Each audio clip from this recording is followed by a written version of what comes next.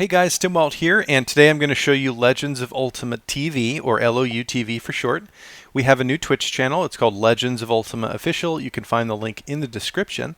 And this gives you guys the opportunity to meet the entire development team and hear us talk and brainstorm and answer questions from chat.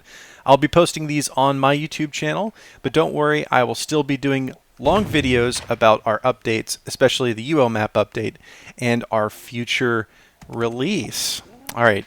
Without any further ado, please enjoy our new Twitch. All right, welcome everybody to the first inaugural Legends of Ultima TV. Number 1. My name is Ellis. I'll be your host for this evening, this morning, this afternoon, wherever you are around the world. Welcome. Thanks for joining us. We're going to start here with a bit of a fireside chat, if you like, sort of giving you a bit of update on where things are at. Hopefully you can all hear us nice and clearly. Let us know in the stream if there's any issues in that regard. You should be good though. All right, so I'm just going to start off talking about a couple of small topics. Firstly, I guess who we are, the team behind Legends of Ultima clearly. So sitting in front of you there on the screen right now, you will see Stimwalt, myself, R, who's behind my backpack currently, which isn't very useful. I'll fix that in a minute. And Smokey as well. Neck should join us shortly, and Gorg might even pop along as well. So, and we may see another staff member or two pop in and out over the course of the stream. So for those of you that don't know us, and for those of you that do, which I'm sure there's a lot of us, we're really going to run this stream more as an overall introduction to the game, to who we are, as well as go into where we're going and give you all the, interesting goss, if you like, about what's about to land. So some of you will know what we're about to talk about, and it'll be new to others. So yeah, a bunch of us have been working on this for a couple of years now. I've only been with the team about a year myself, I guess. Stimwalt and Gorg a little bit longer, of course, and Gorg since the start of the project, and Neck's been in and out of it as well. And we leverage the Legends of Aria platform from Citadel Studios to build what we've got here. We are currently sitting on the test server in the brand new Britain map, and I need to turn the lights on there a bit. There we go. Look at that. Much better. Well, let there be light. I can see now. Awesome. Oh, and there's a neck. Perfect. Look at that. We're all rolling up. Good stuff. Yeah, Crystal's here too. So yeah, Neck has just recently rejoined the team again, and he's been smashing out a lot of stuff for us, which has been fantastic. And he'll give you a little bit of an overview of that a little bit later. The Twitch approach, I guess what we're trying to do here is do a bit more of a live show, make it a bit more personal, get our name out there, I guess. Send out the signal. We really want our launch to be as successful as possible. And, so when it happens, we've got a big build up of players. So everybody has a great time in game. As everybody knows, in any Ultima based game, the more players you have, the better. So that's what we're looking for here. If you do miss this stream live and you're listening to me in the future, which is kind of trippy, but anyway, we'll leave that alone. We will be posting it to our YouTube channel as well. So we're live recording this at the same time, and you'll be able to review it at a later date as well. We know that you haven't heard a great deal from us in the last few months, short of a little bit of engagement in Discord and, the odd chat message here or there. And that's really, I think, reflective of the state of the world at the moment. It's hard times for everybody. A lot of people have had to shift their focus. A lot of people are out of work looking for jobs. It's just a weird upturned world at the moment. So not that I'm trying to, make COVID-19 our excuse, but it has affected us just as much as it's affected everybody else. And we're probably not where we'd like to be, but we're getting pretty damn close. I'm not going to say anything more than that. Very diplomatic, yeah.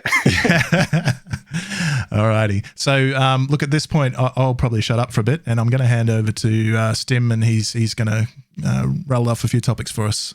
All yours, mate. Yeah. So for those of you that have been with the server for a while, you're familiar with the dev letters that we used to do once a week. So just to sort of reiterate what Alice said, we're going to switch over to live dev letters in Twitch. So you should expect to see, a few more of these, several more of these actually, before we have like a major announcement. So this is going to be sort of a little bit of a paradigm shift, but hopefully you guys really enjoy it, and that it gives you more personal interactions with us. So when it comes to the questions, and a lot of the questions that have been coming in through chat and that were submitted previously, we're going to try to answer all of these. We'll document all of your questions and answer them when we can.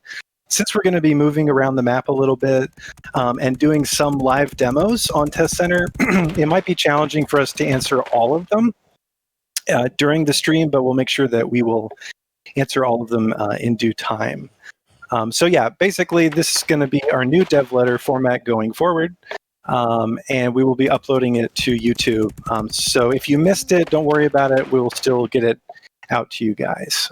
So really quick on the project overall, I've been with the team since 2017, and I joined the team after playing Legends of Aria and really liking the potential of the platform.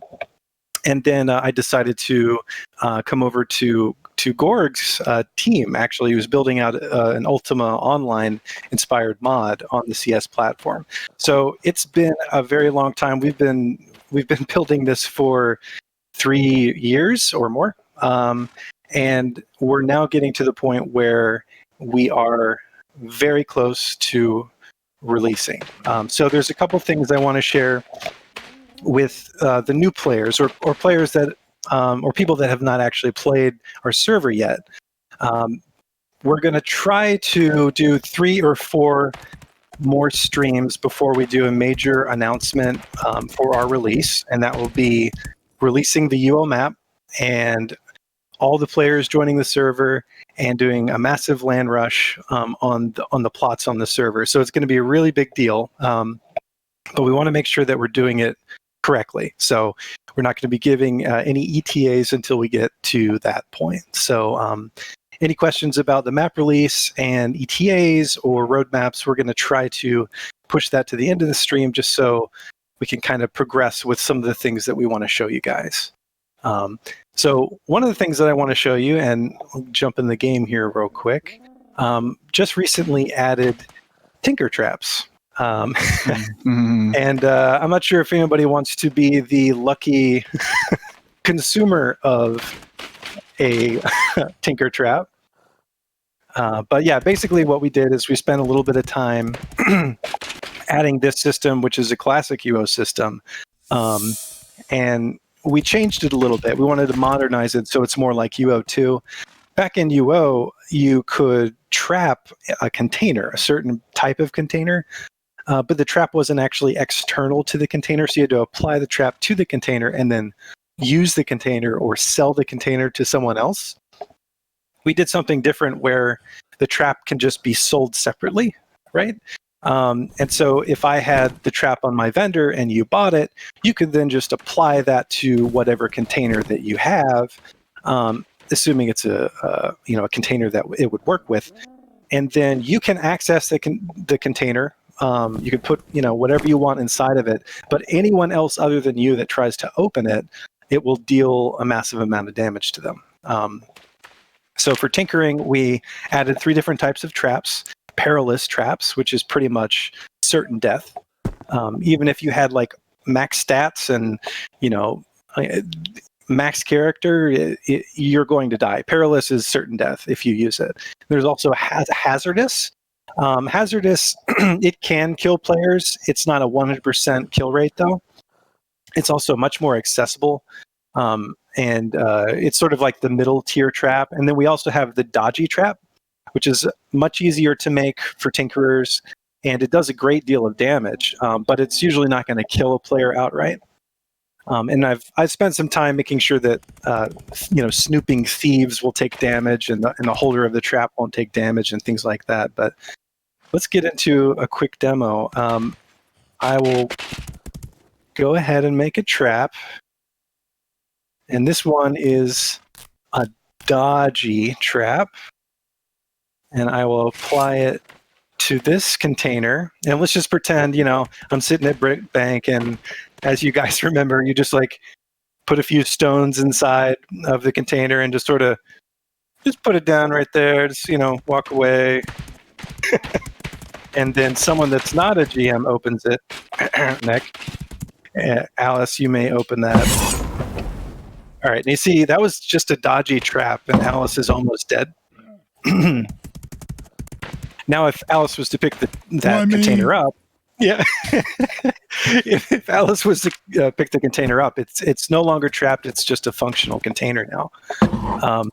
I decided not to do a perilous just because, it's not good form to kill our host, right? So yeah, that's just like a brief demo of Tinker Traps. I'm going to introduce it to all sorts of containers. I want to do some things that are a little different in that I want people to trap dungeon chests on our server, which I don't remember if Classic UO did. Do you remember that?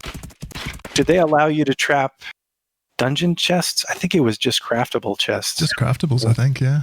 Yeah. So, I kind of wanted to add a little more chaos into it.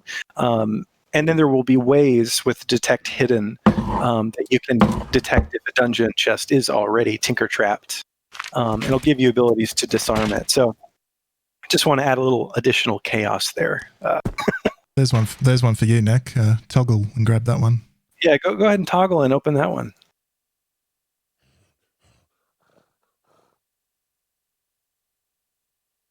Oh, the anticipation. Yay! You won. I knew that was going to happen. I didn't have 100 HP. So yeah, we couldn't really call ourselves a spiritual successor to Ultima Online without Tinker Traps, now could we? This is what it's like working with StimWall. It is. He has you blow yourself up.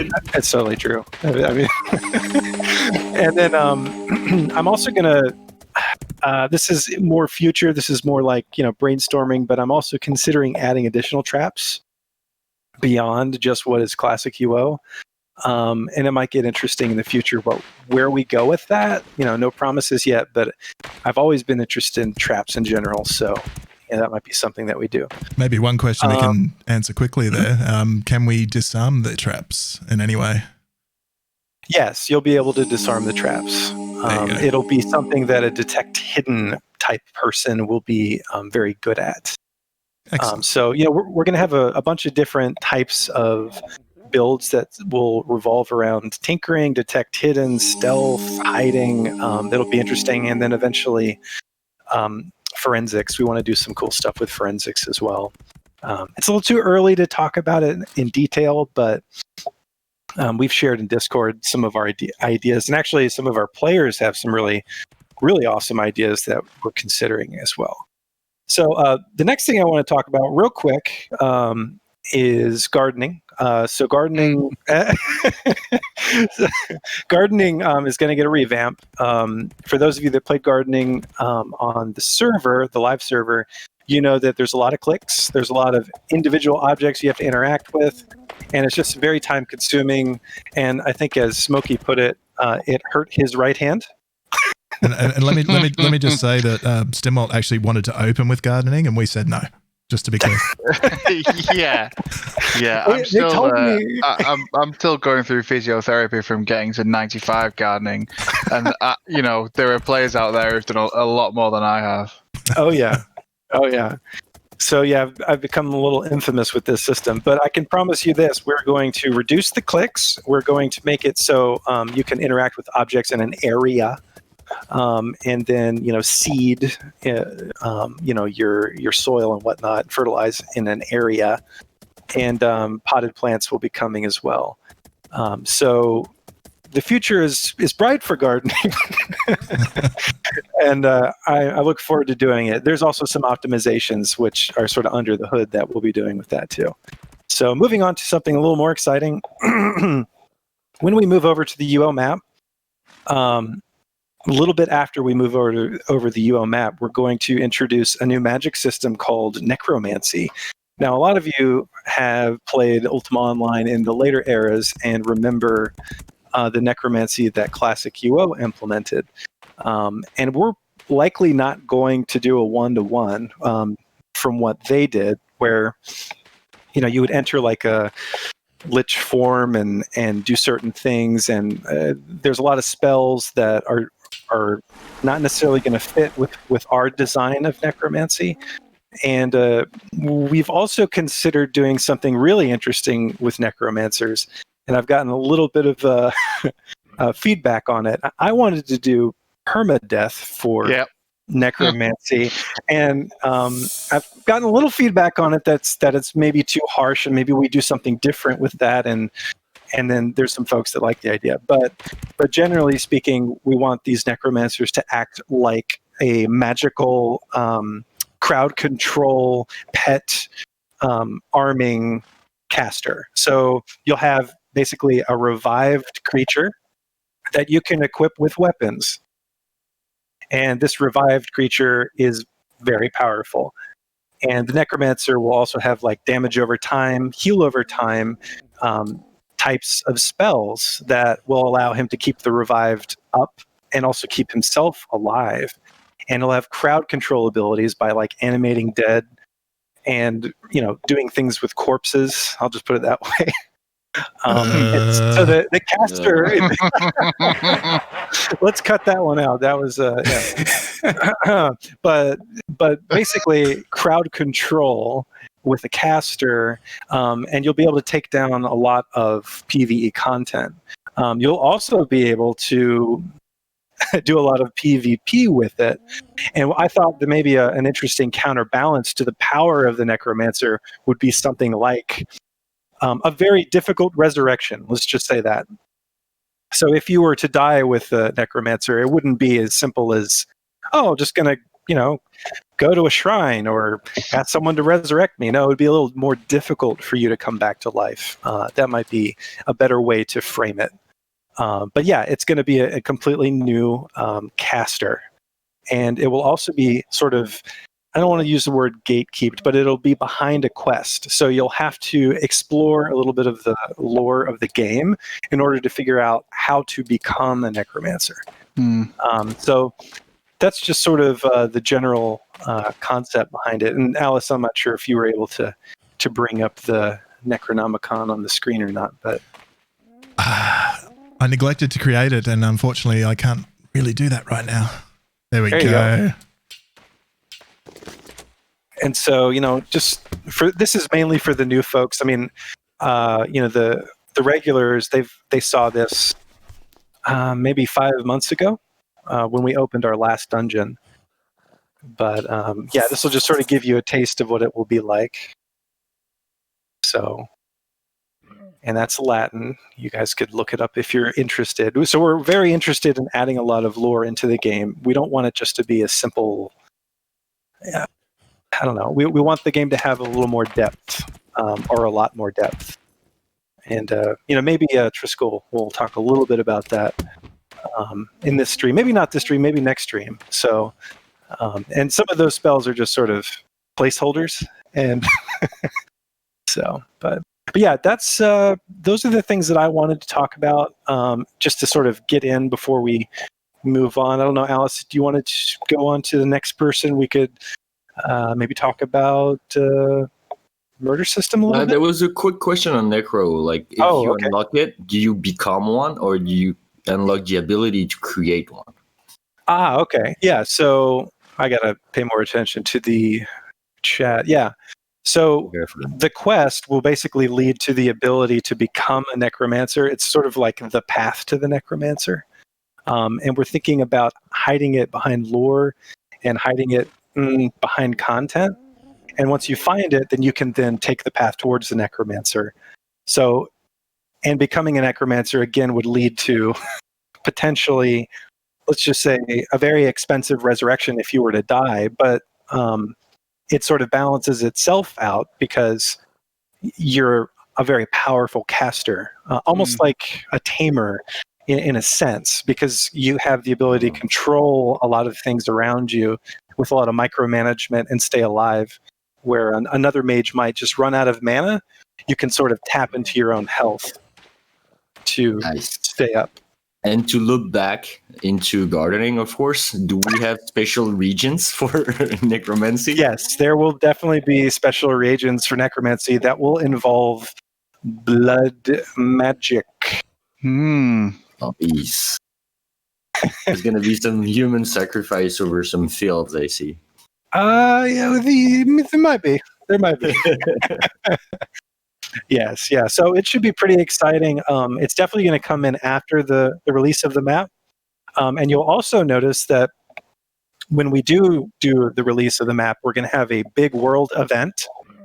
And a certain person, Moriens, a necromancer from the Ultima Codex from a long time ago, will be a main catalyst for our transition from Celador to Britannia. So I'll just leave you with that. And any other questions before we move on to the next person?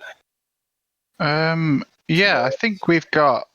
Kestrel seems very interested in the necromancy stuff. Maybe he'll be our first necromancer. He was asking if you'd have to give up existing skills to acquire it. I'm not sure. It will be a primary skill. So yeah, it will definitely be a primary. As you can imagine, if necromancy was a secondary skill. Oh, I'm sorry.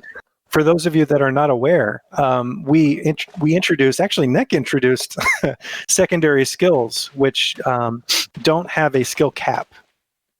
The primary skills have a skill cap of 700 points.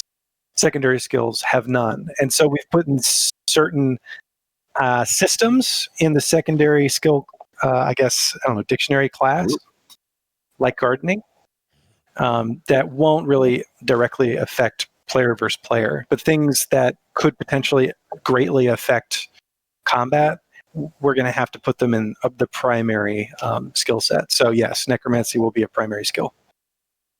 Think of secondary skills as your RP skill in a way. Right.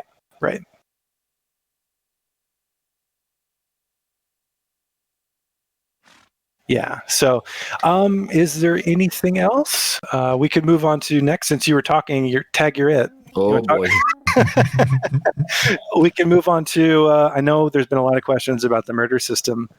So, but yeah, I'll leave it over to you. Well, what can I say? We decided to change the whole system pretty much to favor actually the mechanic of cleaning up. What we wanted to achieve is to give blue players the option of actually getting a dungeon cleaned of red, like of actually controlling territory. So we had to introduce a system where the reds would be limited about where they would be able to go. So if you get killed as a red in a dungeon, you can't go to that dungeon for a certain time. And we pushed it a little further because we know people are multi-boxing to an IP-wide restriction. So that's going to be a little tricky at first. We're going to work through it. But we believe it's the best system because one of the really bad things we all had to deal with at some point with PvP is ghosts, like spying ghosts or even multi-boxing with a healer bot. Yeah, ghost cams, exactly. So if it can help solve just that issue, it's a big win. Yeah, and also, like, for me personally, being a red back in, like, 1998, and, like, the very severe consequences of dying with a lot of long-term kills, you basically just deleted the character because of the permanent skill and stat loss. It was you were at uninstalled territory of the game. So we don't want that. Yeah, that was the big thing as well, is we don't want reds to be out of the game when something bad happens to them, you know? So it's going to keep you out of a part of the game, just not the whole game. You can still play the game, but you can't be this aggressive person anymore. You can't be that hunter in that dungeon. You could start hunting other dungeons, but at some point, you're just going to be banned from all dungeons for a few minutes, you know? I think we're going to have a prize for whoever gets bans from absolutely all dungeons in a row. It's going to be a tricky one. Because you only have 15 minutes. Yeah, you can probably get 4 dungeons banned, like at most, with how the system works. We should give him a title for that, right? Like Yeah, a title? whoever gets the most dungeon bans at the same time. So yeah, the whole point is not to just like get reds out of the game. Pretty much like what UO was doing with stat loss. Your red died. You or either were macroing for a few days or starting a new character. You know. So that was pretty much the thought process behind it. And you guys, most of you guys have seen the patch notes that we proposed. So all the numbers there are work in progress. We're just talking about mechanics here. Yeah. Now, what I was going to say, you guys want me to get into the system itself, or just maybe just take questions about it, because the whole system is described in the wiki in detail. I don't know. Driscoll, did you have something? I was trying to say, like, the thing we're trying to promote with it is more of a like King of the Hill kind of battle between blue and red in various dungeons and places in the world, as opposed to shutting them down completely, just moving them to other spaces. But yeah, it makes sense. I mean, if you think about it, for those that played the live server, the Reds that played the live server, what would happen, and we all know what's going to happen. Whenever an event starts, all the Reds get together. They go, okay, all right, they're going to be here, so let's go, and we're going to ambush them. Or we're going to let them, get pretty far in the event, and then we're going to swoop in behind them at the last minute and kill them all. right. So what this system will do in those scenarios, which of course those scenarios are going to happen all the time on our server, is it gives the blues, or let's just say the people that are against the murderers, because some Reds are against other Reds, and that's going to happen too.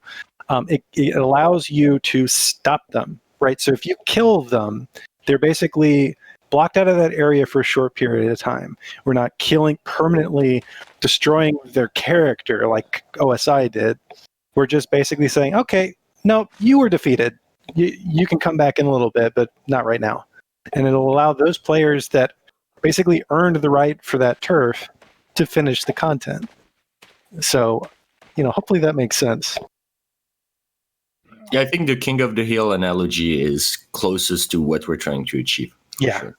Because there's going to be a struggle. There's going to be a fight for the dungeon. And the end result is whoever won is going to get that dungeon, basically, throughout the mechanics. Exactly. And so, hopefully that it'll sort of inspire folks that, maybe they're not into PvP, they're not into fighting players, but they could, bring someone along who is. And we want to sort of inspire the anti-PK. And this system really helps with that. And it really ties into how we're really going to be expanding PvE and our end game content. That a system like just plain stat loss like UO doesn't really lend to the kind of end game like group based content that we're trying to build. Exactly. Yeah. Do you want to talk a little bit about that, or we should probably get some of the questions on the murder system first, right? Yeah. Yeah. Do you guys want to start running somewhere on the map while we do the questions? Let's do that. Yeah. Art, do you have any ideas where we could go first? Or I guess we could just walk around. We'll follow R. Go and lead the way. Zero idea. How about the iconic places like the graveyard first? All right, let's go. Just start walking up. Everyone wants to see Brick Graveyard. Graveyard and bridge. Blacksmith. Ooh. Next Corpse was following us for a little while there. That was interesting. That was my fault. Hey, Smokey. Let's 2-1 drop on neck. 2-1 drop. Other Stevie! Stacks on. Load your bolt. Load your explode. Yeah, so these trees look great. I remember the first iteration. Man, these look really nice. All of this looks amazing. I mean, look at the detail has just taken. It's like it graduated. Good times. Just running through brings back memories. So for a lot of people, when they remember UO, this is a spot that is just iconic, burned into their memories. Oh, look! Are those new field effects? They are. What a coincidence! Huh? That's interesting. It's almost like it was planned. Wow, look at that energy field. That looks custom. Is it custom? I think it is. How about you try casting it on me, see if I can move? Ooh, paralyzed field as well. We still have to do a wall of stone, though. Yeah, Wall of Stone is coming soon. Cool. So did we have any questions on the murder system, or I guess we can move on?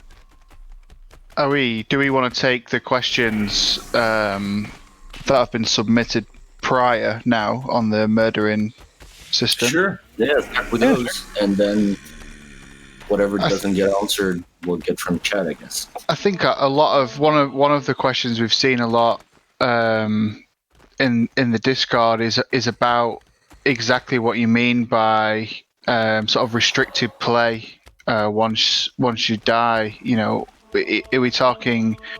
What is an aggressive action? Is it a criminal action, or is it? How exactly will that work? I'd say that is a bit of a question that we still need to discuss as a team. I interpret it as being a hostile action, but we may want to discuss that further. Not necessarily a criminal action. Yeah, because I think a lot of people have been asking about whether it incorporates factions into the system or not. If you'd be restricted from, once you die as your red character, does that stop you from doing factions? But it sounds like that's something maybe we still need to talk about a bit. Yeah. There's definitely some more. What we're thinking right now about criminal action is anything that would actually turn you gray.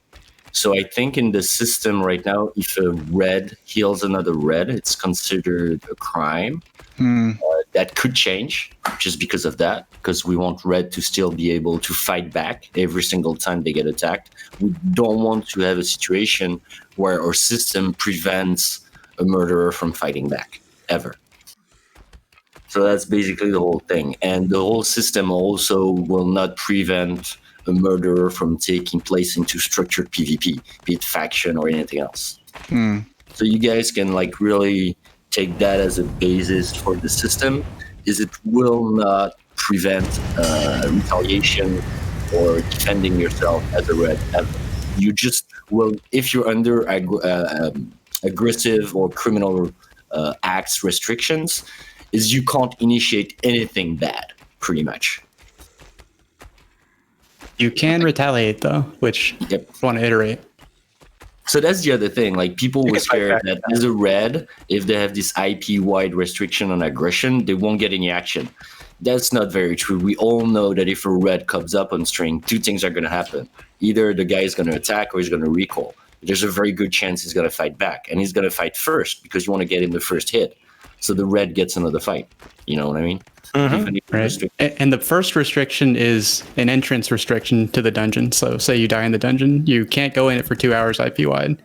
But the hostility restriction, like Nick's saying, that you can go in it. You can, as long as you don't try to initiate a fight, because you won't be able to, but you can fight back.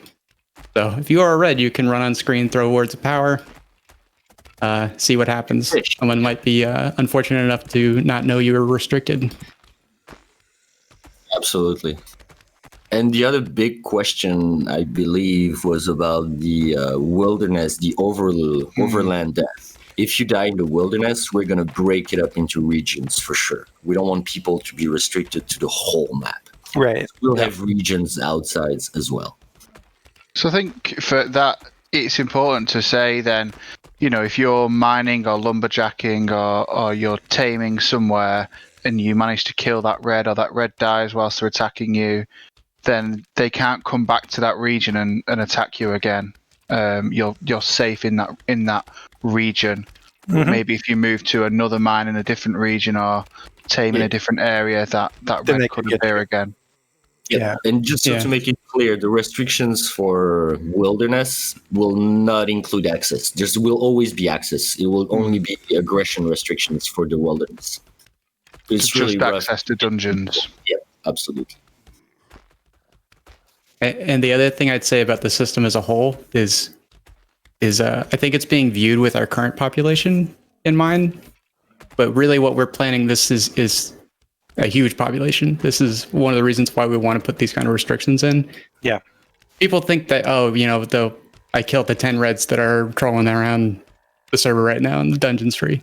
If we have hundreds of players, you're going to have a hard time clearing a whole dungeon with the kind of population that we're planning to have and hoping to have.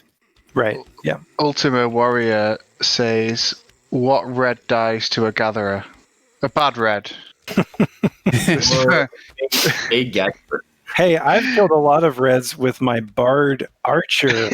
Yeah. Okay, it's a skill-based game. Now, that's not to say, yeah. Anyway, so it's a skill-based game. You'd be surprised what happens when you fight back sometimes. Yeah, definitely. There's a lot of bad reds out there. I've killed a few people on my gatherer before, so definitely possible. I think with a thriving anti-PK community, they'll be in the areas, in the hotspot mining gathering areas to do just that. And also the changes that we've made recently to the amount of templates that we're now offering. There's a lot of builds that you can take that sort of let you walk the line between player versus player, player versus environment, character build. So you don't necessarily have to be Exactly the 7x GM stun mage or whatever, your heal mage or Halley mage. You can be sort of this type of template that allows you to farm, do PvE content, and smack somebody down.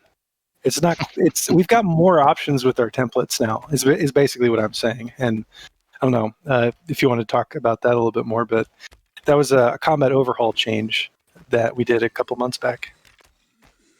Also, I wanted to add that a lot of reds that we had feedback from actually like that system a lot better. Like for the murderers, don't feel like this system is really like a beating stick. Because one of the first reactions we got is, "Whoa, that's awesome!" Because I don't die. Like if you're good, you're going to have a really good time with that system. So it's a skill-based system as well, right? It punishes those that are not very good at killing other players and escaping if they fail. Right? I think you've hit a good balance when you've got a lot of blue sort of PvE players saying how good this system looks, and you've got a lot of red players saying, "Oh, that sounds good because I never die anyway." I think you've hit a good balance there. Yeah, and it's no one's ever going to be completely happy with any type of balance, and so this is basically that.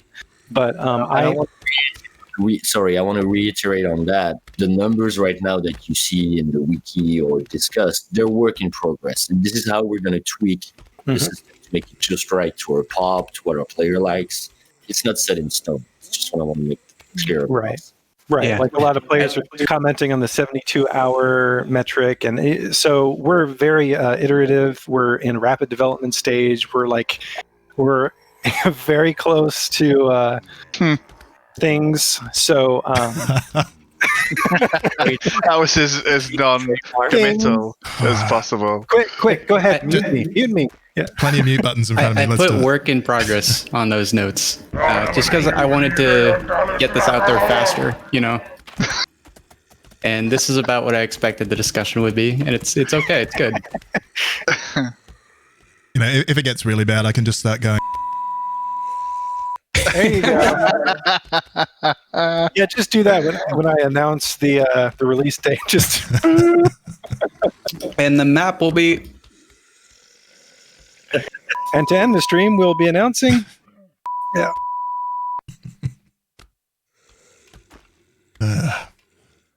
Good stuff. All right, we're completely off the rails now. I think we knew this was going to happen. So let's do something different. Hey, Alice, do you want to show our custom housing? Yeah, that's a good idea. Let's go over here. Let's find some space. There should be a couple spots. I know R would know immediately where they are, but I don't know if we can find a spot. I don't know. It's pretty packed here, guys. Shouldn't matter for me. Yeah, push all spots.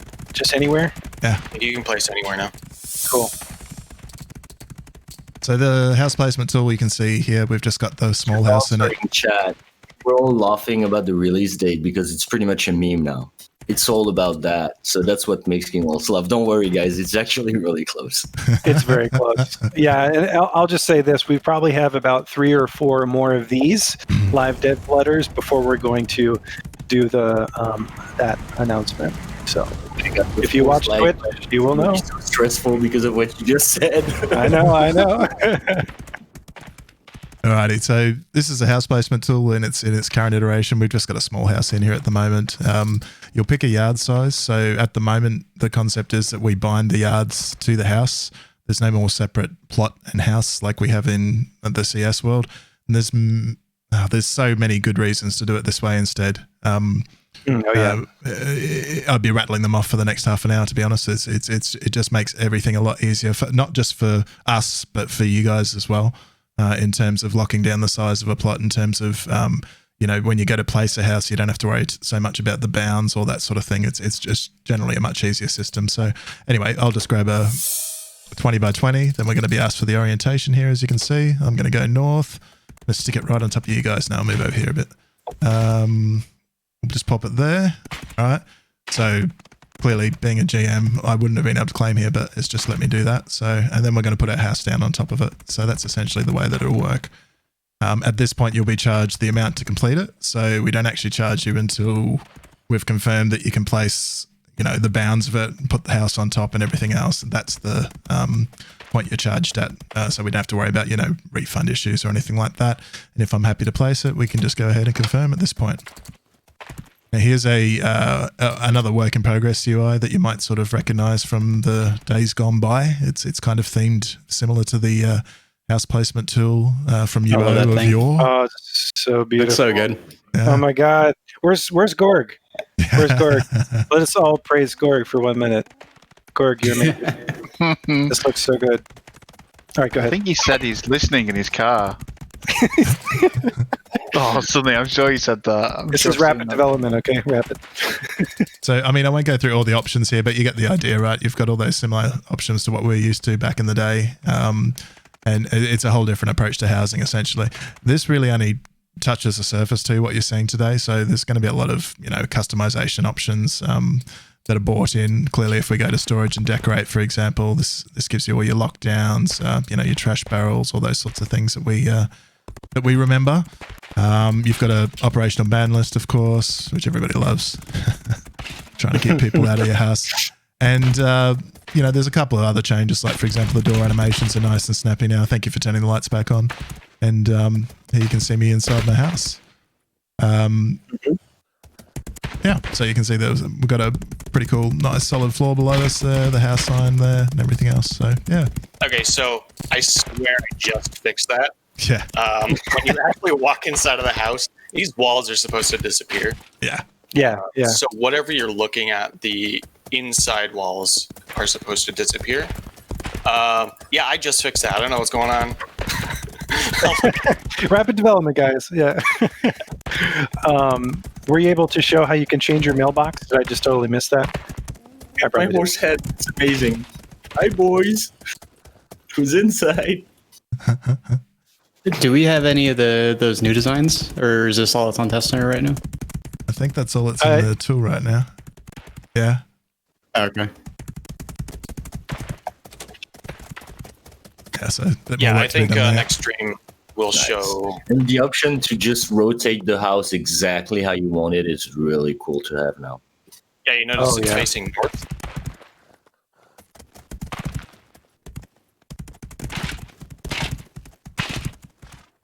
So, yeah, did we want to talk a little bit more about housing, or do you guys want to move on?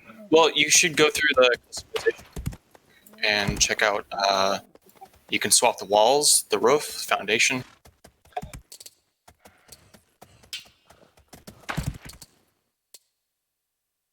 Is that in yet?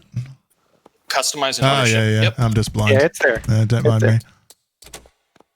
Here we go. All right. So customized menu with all our different. You can see them changing live. It would be nice. I'll just run inside here. So we've changed. Here the we go. floor. Here we go.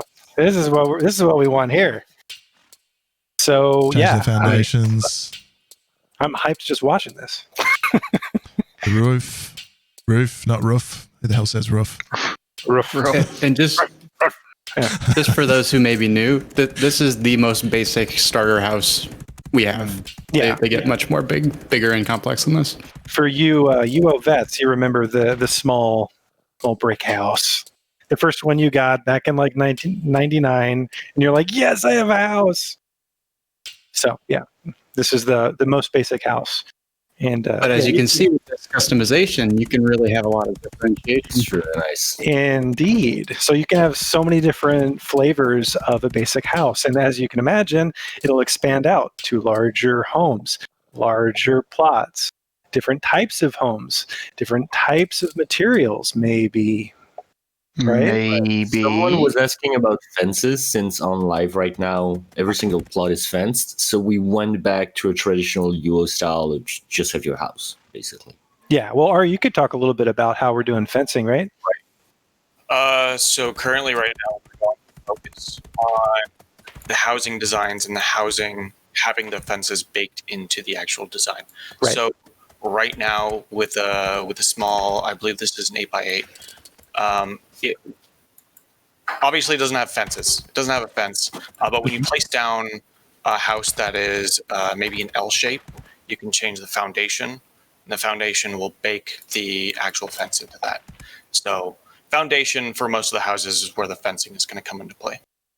Yeah. And what motivated us to do that was we wanted to be able to give you more options to swap out your fencing, but also remove fencing as being a player problem, which it was on the live server. People were just taking random objects, locking them down and turning them all different directions, and it may or may not actually prevent someone from getting inside your plot. We just wanted to eliminate that. Also optimize. Obviously, if we're able to control the fence, we're able to optimize it and handle all of that, the collision issues for you. So people can't just break into your plot because you accidentally made one of your bookcases a little bit too ajar. So that was another technical reason we went with that. Someone was asking if you can upgrade your house Mm. model. So the way that this works is we don't want you to own your plot forever. So if you want to keep your style of house, let's say the style of house is this 8x8, that's the style. And then if you want like an L-shaped house, that's the style for that. So you can't swap between the different styles because it's going to be different bounds and area. But you can change the materials entirely. And there's going to be up to 4 different types of not materials, but different slots for materials. So the roof, the walls, foundation, and then probably windows. And these are going to vary significantly. So what you're seeing right now is this is an 8x8. It's a very basic idea of customization for the walls. But when you get into more broad designs like the L shape in the castles, those wall and the foundation styles, they're going to be entirely different types of collision, different fencing styles, different entirely walls. And you can essentially turn that building into a completely different type of building. It's mostly the foundation that defines it. Yep, that's cool. Yeah, and then we definitely have some plans for additional things with housing, which we will share with you on a later stream. I think the other important thing to mention is you'll definitely see that we're going for an overall theme here, which is and we've discussed this before, but it's worth mentioning again for those that aren't familiar with our project. We're going for an overall theme that's much more rugged and UO looking, if you like, rather than cartoony and odd. So, if things don't fit the new world, then they're not going to come over, if that makes sense. Right. Like there's some pastel-looking artwork from... No more neon bar, guys. No crystal fences. No crystal fences will not be coming to Britannia. You'll see much more dark fantasy, much dark, gritty, dark. Ultima. Yeah. I'm not 100% sure, but answering a couple of questions, you can't have just a fenced yard. It's all about the house. Maybe we'll make like some weird foundations and the house you're placing looks like just a fenced yard, but that's not something you make. We would be selling that sort of foundation, if that makes sense. Yeah, I'd like to clarify that we did have the idea, and we did show that you can place down the quote unquote plot, like we placed a 20 by 20 here. But in the future, we may just strictly do the house placement. Right, there's a couple more questions on housing, so we might as well tackle those while we're standing here. So the next one, I could probably really quickly answer this one. How much will a castle cost? I think we're all on the same page here. We really want the castle to be an endgame goal, and we want it to be something that people strive towards, that they need to spend time before they, can just suddenly dump them anywhere. I mean, the last thing we want is, on opening day there's a land rush and everybody drops a bloody castle. That just wouldn't be good for anybody. It needs to be a really big deal to have a castle. It needs to be a really big status symbol. So I can't say how much gold it'll cost, but it will cost you your soul, maybe. One soul. And are we doing Dark Souls? as we said before too, it's going to be more than the deed, right? Because people are going to have these little houses for however much money that they can block castles with. So it's not going to be just getting a castle deed. It's going to be getting the land and then being able to place it. The land is going to be more important. Well, what? Yeah, I'll pause on that because we have a lot more. We have a lot more to share about housing in later streams, and I don't want to. I don't want to do it now, so.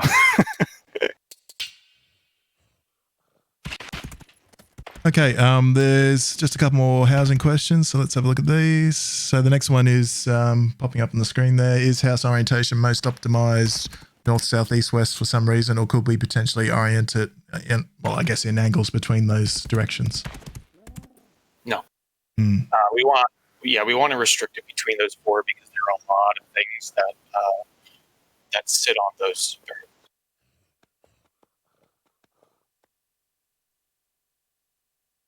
All right, and next, can I have just a fence yard with no house? Not at this stage. Not currently. I think in the future we will have a style that's similar to that. Yeah. All right, so that's it for housing. And just to be clear, I know a bunch of you guys preloaded questions and all that sort of stuff. That is coming. We just we're ad-libbing a bit here, working out what works best for our format. So, answering some of these questions on the fly does work, and we'll get to the rest of that shortly. We haven't forgotten you, I promise. All right. So calming down the list here. Next we had... how do we want to do this, Triskel? We had a couple of notes there for you. Is there any of those videos you want me to pop up and you want to talk to them, or? So, I mean, the combat overhaul, we're going to tackle that in a full video with STEM. That'll include demos of pretty much all of our combat systems that we changed, which is a lot. Kind of depends on is there a certain particular area we want to talk about, or what? Talk about tanks. Let's talk about tanks. About tanks. That's the one I don't have a video for. No. But, well, we could just talk about it, conceptually, like what we were thinking with introducing the UO tank and how we wanted to make the group dynamic and the content for PvE or PvE as well to be more dynamic and to offer more than just the tamer and bard archetypes. So we wanted to introduce more and bring back the sword and board, basically. Right, and this is really our take of not just recreating exactly what UO did, but kind of iterating on it into what we would see as more of a UO2 system. And the UO2 systems we're going for a much more centered around group mechanics. We want to have like big, challenging endgame content, much more interesting than you traditionally think of with endgame PvE in classic UO. And the tank is kind of the backbone of what enables that for us. So like in classic UO, your tank was really being a tamer, having a big pet with a lot of hits, and throwing bandages on, throwing greater heals, and that was pretty your tank. That was pretty much how you tanked. What we want to do is we want to allow the player also to fulfill the role of a big damage soaker, big warrior that can protect an entire group and take down in-game sized bosses, or help his group take down in-game bosses. And we're doing that by adding threat mechanics, which really didn't exist in UO. All of the monsters in our game they generate threat. You generate threat when you fight them. They generate threat when they fight other monsters, and they manage their target prioritization based off of that. So that could be throwing heals. It could be doing spells, attacking with your weapons. All of it generates threat. And our tank archetype is able to generate a lot of threat and able to get the attention of monsters and keep them away from other players. He can also absorb a lot of damage. And he does that through some mechanics that we have for heavy armor. The progressively heavier your armor is, you unlock the ability to absorb more damage from it, especially when you combine it with the use of parrying and shield. We've added some. We've added some. I won't go into every detail of how all the mechanics work, but we've added some abilities that allow them to soak up a lot more damage. So how much detail do you want to go into this? Because I kind of want to save like the actual how everything works for those videos when we actually have something visual to show. Yeah, I think that sounds good. Because it's pretty hard to describe just like talking about it. Yeah, it is. But I think one of the important things that we've heard from players for a long time is PvE content on live is like you're either a tamer or you're a bard. And exactly. We're kind of undoing that. Speaking to that point, though, like this should not be viewed as us kind of demoting tamers. What we're doing is giving them another role that plays both in kind of a new archetype and a new group archetype. Tamers in a group setting now will be able to fulfill things like an off-tank role or even a DPS role. And for like mid-level and solo, tamers are going to be really still top choice. So I just wanted to preface that as this is not the tank replacing the tamer kind of idea.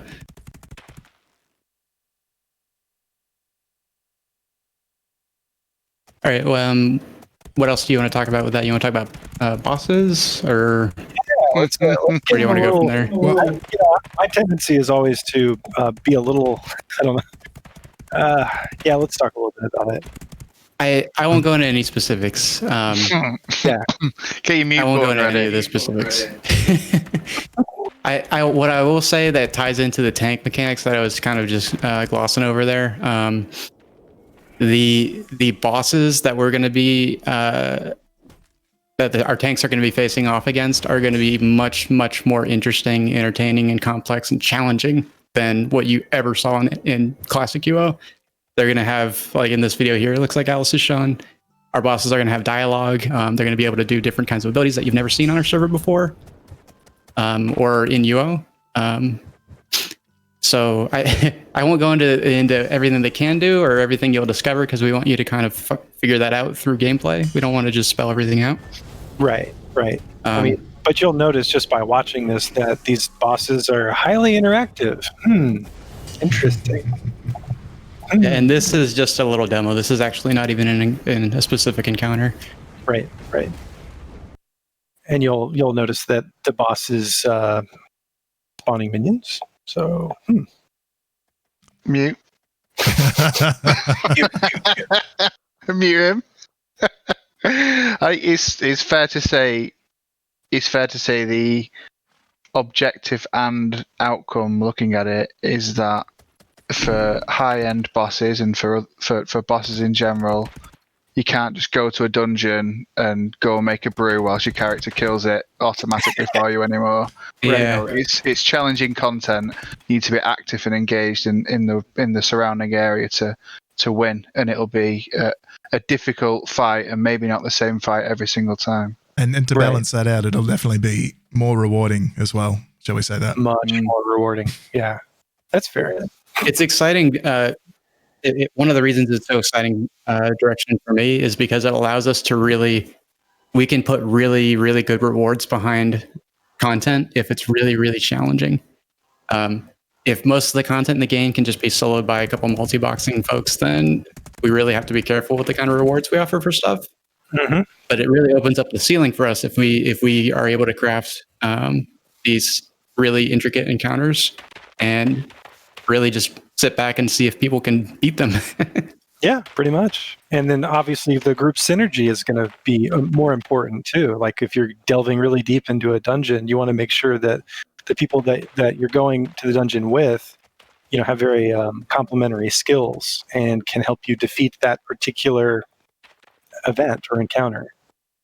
So, right. And that combat overhaul is not just PvP oriented.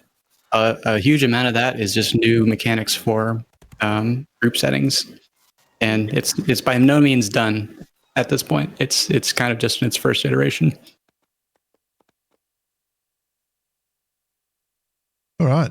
Unless any of you guys got anything else you want to sort of talk about right now, we might shift on to some of the questions in the queue and see how we go about answering some of those. Yeah, sounds good. Like I was saying, we'll have a full video that we'll work on later that'll show all the combat systems in detail. Yeah, I'll release that with Tricycle's help, and you guys will get that. Don't worry. It'll be very long, though. Sorry. Alrighty, so we're going to start rattling off through some questions now. We're going to bring we're going to bring every question that we're asked up on screen. Just keep in mind that there's some that we don't have an answer for yet for various reasons, and we'll explain why we don't have those answers if that is, a reasonable thing to do. But we will try and answer everything that you've asked us. We're not going to dodge questions or what have you, and or anything like that. It is just in some cases, we don't have the answers yet. We're still working on the systems.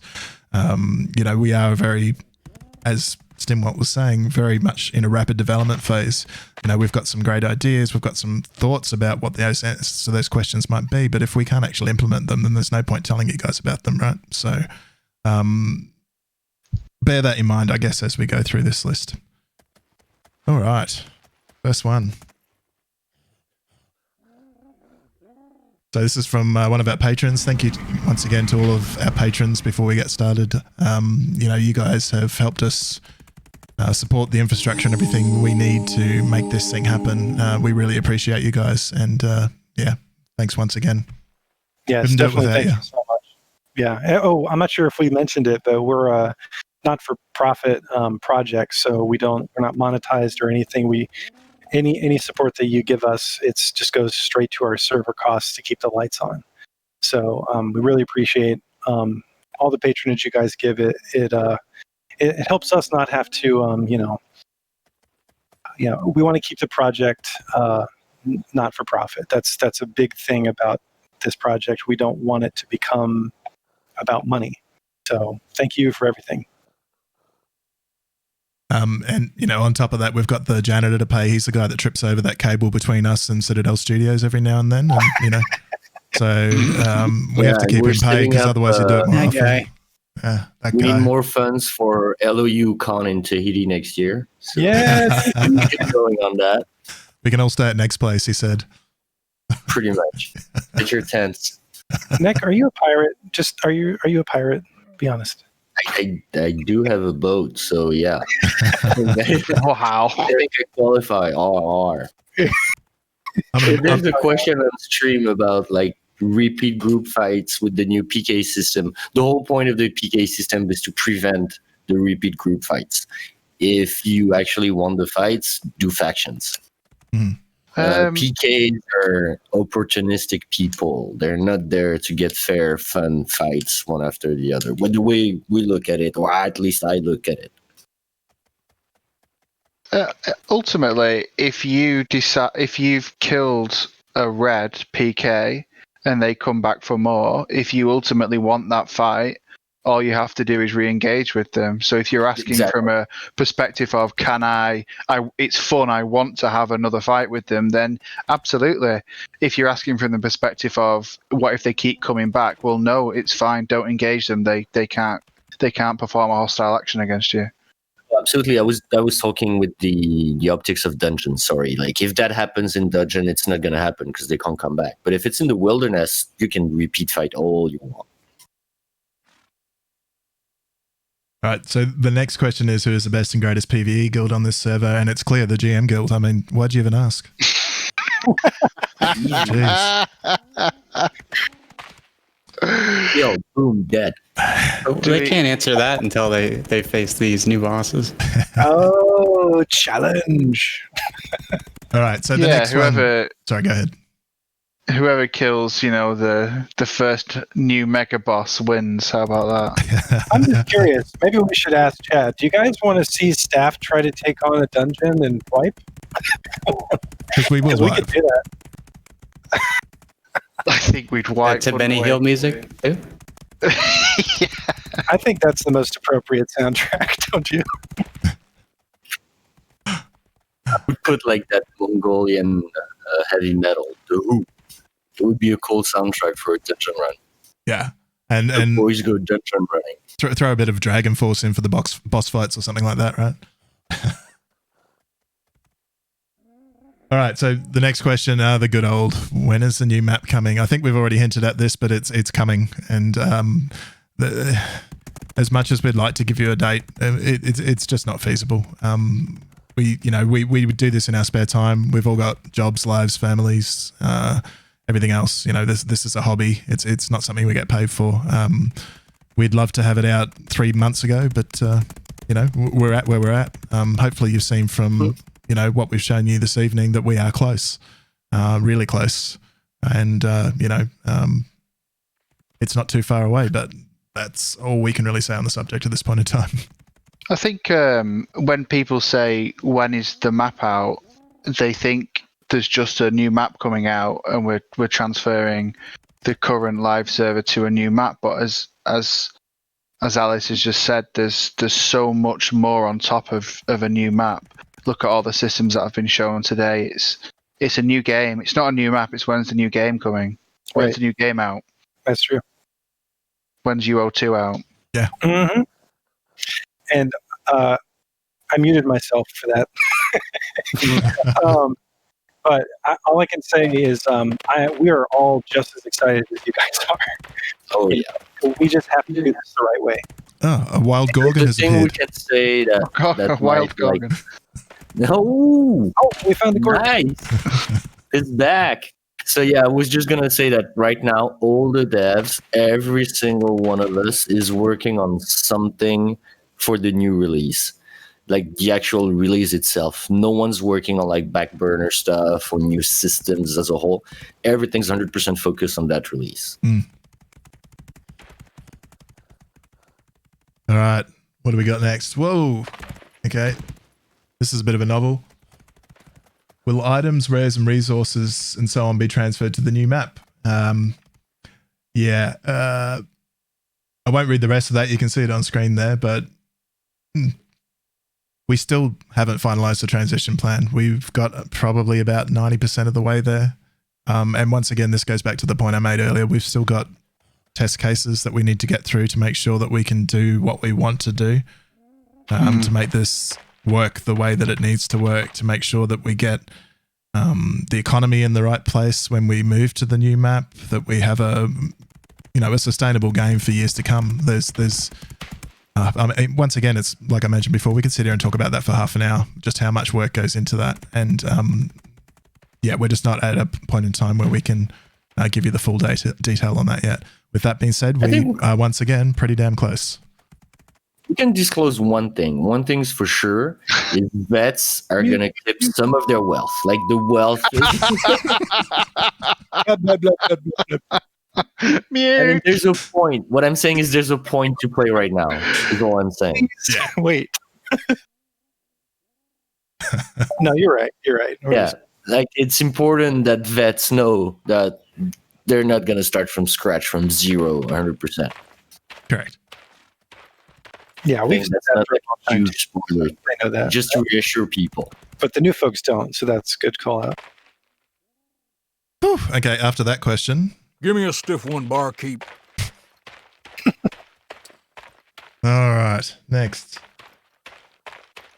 So will bulk order deeds be implemented into the game upon the map release? So this was actually a project that I started working on a little while ago, and I've put aside because I've realised that I'm not this super duper LoU coder that I thought I could be. So the answer is yes, it's in the pipeline. Whether it gets released with the new map or not, not sure. Fair to say, nobody else has got a different opinion? Well, yeah, we'll definitely have that after the map release. There's a couple ideas that I've been sharing internally about it. So it's, I don't know if we have anything that we could share though on this stream. Agreed. So, but we totally understand that it needs to be in the game. It's got to be in. All right. So apparently we've got a good plan for different material types, like different iron or wood for the crafting system. We might have to tell you more about that later. Yeah, I don't think we're ready to talk about that. Yeah, that one's still in early phase. Thanks, Nick. When is the map coming out? Love, Nick. Yeah. Cheers, buddy. Of course. Okay, so we've already really answered this one. What items will transfer over to the new map? Pretty much what I said just before, and what Nick was speaking to as well.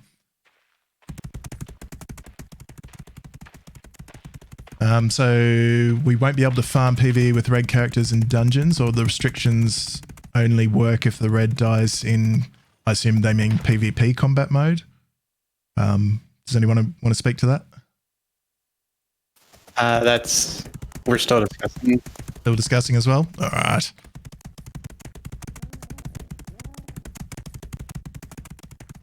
How soon can we expect a player to craft and place a full-size gingerbread house like the Witch and Hansel and Gretel? Tomorrow. I've almost finished that.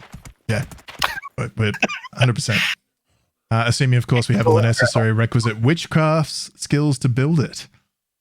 See, I told you I'd bring up every question, so, you know. And an adequate size oven, I assume, right?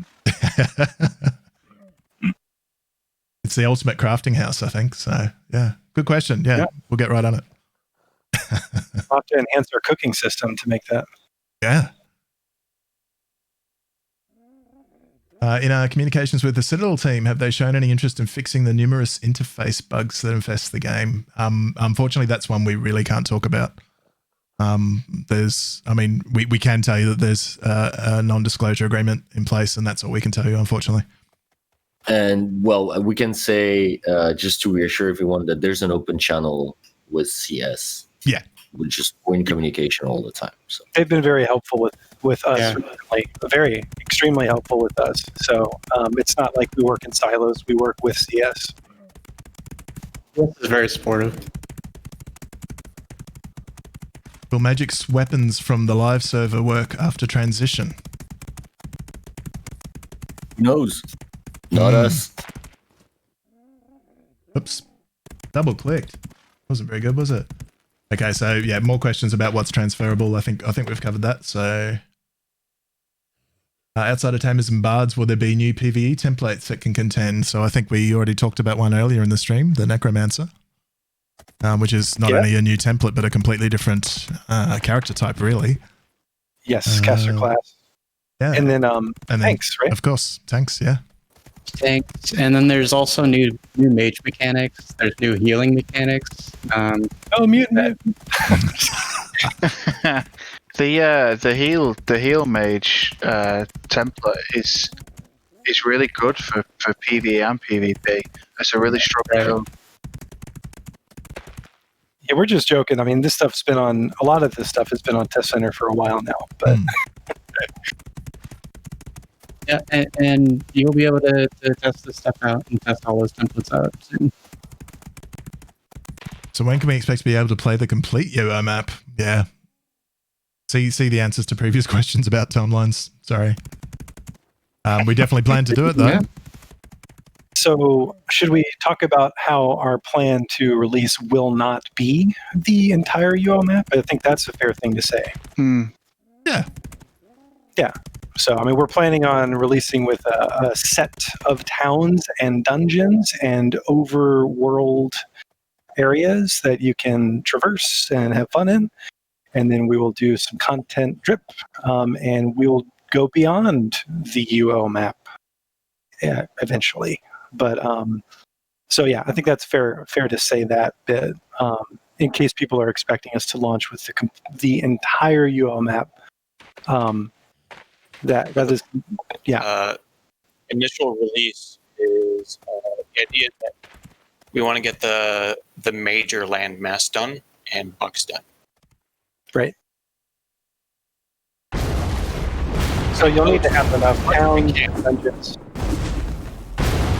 Dungeons and main land mass.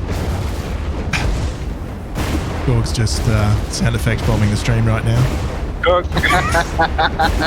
Okay, Gorg. Hello, we see you're there.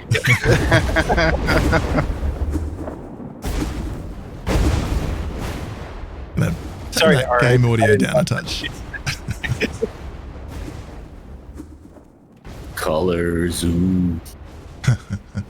I really, really like the new fields and effects, and even the new textures. It really. I don't know if you guys have logged into the test server, but there's a difference. Clearly. Huge difference. It's more. I don't know. It's more gritty, as we talked about at the start of the stream. We're going back to that more medieval, gritty look instead of cartoony, and me like it a lot. You'll see that in Covetous too. Covetous is very gritty. Yeah. Mm.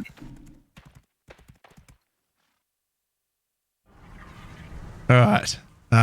No, sorry, guys, I'm not going to crash. It's I did forget to enable full FPS in my out of focus window, so we'll make sure that that's working for next stream. I'm doing a lot of things here. If you saw everything that's in front of me right now, wow. Anyway, Yeah, Alice has got like 4 monitors and like switch. He's doing everything right now. Trust me, that ran great on the server. It was very performant. So we were told a long time ago that we'll be compensated for enchanting mats. So that's really going to potentially, it might not be part of the transition plan, but it is something we still plan on doing. Once again, it's not quite finalized yet, and we know we understand and completely understand that that's a sore point with a few people. We do intend to make that better in a way. We just don't have the final plan in place for that yet.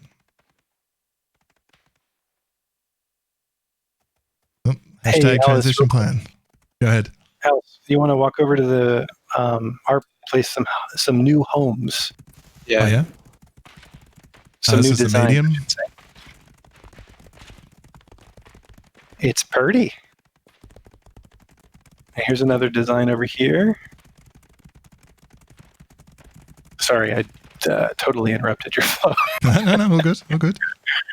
I like looking at pretty things. So yeah, that's pretty sizable. And And yes, looks great. and yes, they'll have doors. We don't live in tents. Open floor plan. Open floor plan. Yeah. I need a giant kitchen and So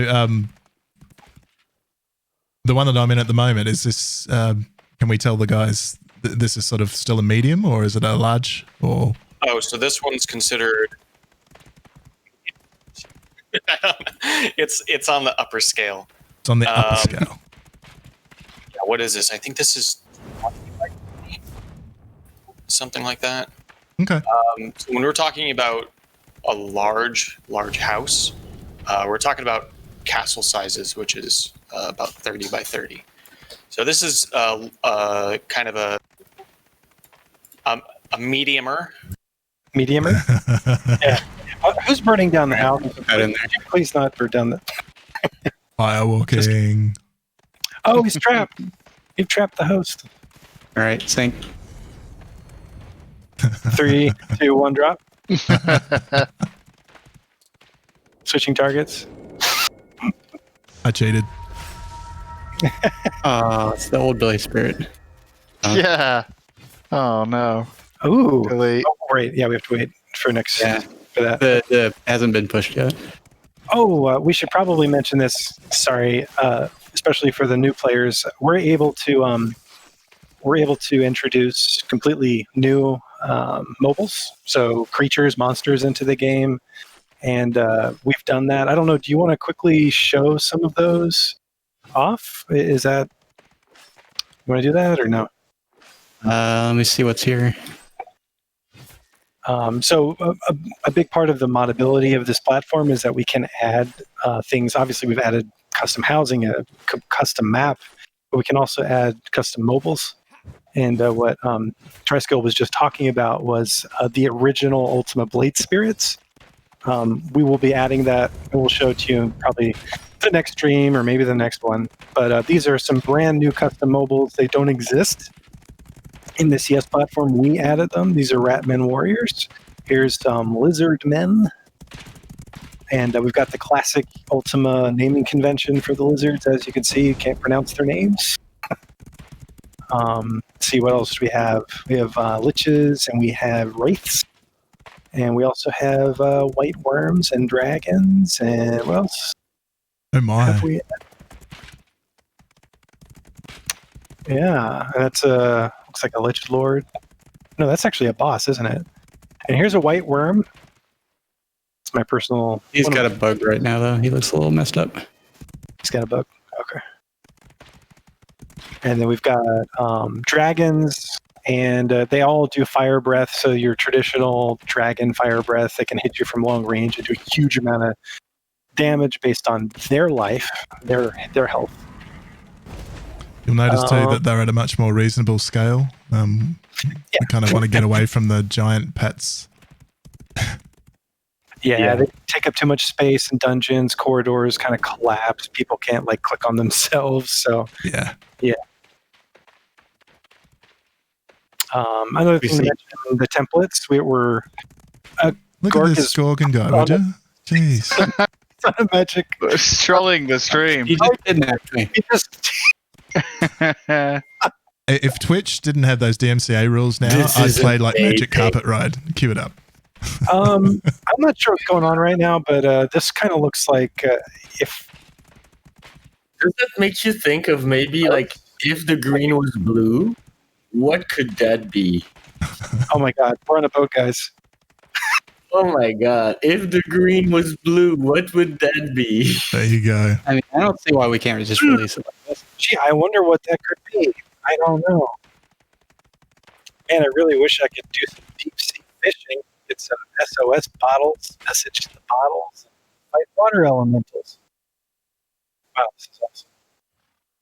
Feels like we're all moving as one, as if we were on a blank. Mm-hmm. It's just a metaphor for our Load the cannons on the starboard side. Graveyard approaching. All right, now we are just having too much fun. Is there any other mobiles you wanted to show? But anyway, yeah, I guess generally speaking, we can add this stuff at will, and we're going to replace any mobiles we're not happy with that are not Ultima. And so definitely expect our monsters to be like Ultima, not only in the way they look, in the way they act, in the gold that they drop, their loot tables, and then maybe what they say is going to be a little more interesting than what you've seen before. Yeah. All right, we might move on. They've just got a couple more questions in the queue, so we'll try and get these out the way. We'll skip over that one. We've already answered that one. So this is... will soul stones be up for trading later on, and will vet rewards in general be more accessible for trading with non-vets? I don't think we've got any immediate plans for changes with the vet system, other than to say we will, of course, expand it and work on it in the future. Fair statement. I don't think anybody else has got any viewpoint on that right now. Yeah. There's something I might want to touch is a system that I wanted to develop for a while, and I just wanted to take the occasion of the stream to talk about it. I don't know if some of you guys must have played Albion Online.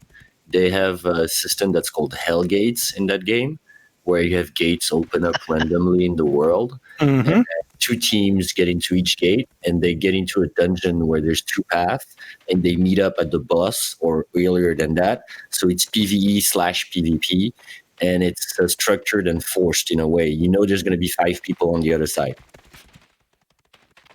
So that's something that's going to come at some point into the game. So sort of held gate-ish system where you have structured PvP mixed into PvE, where you know it's balanced. It's going to be 3v3s, it's going to be 1v1, it's going to be 5v5, depending on the gate you get in. And you never know if there's actually going to be someone who took the other side of the gate. So you don't know if you're going to get ganked from behind as you're pulling stuff because they've been in the gate 5 minutes more than you. So that could be a very interesting system. Just a heads up to everyone that was watching live. That kind of like a randomness introduced to the content. Yeah, exactly.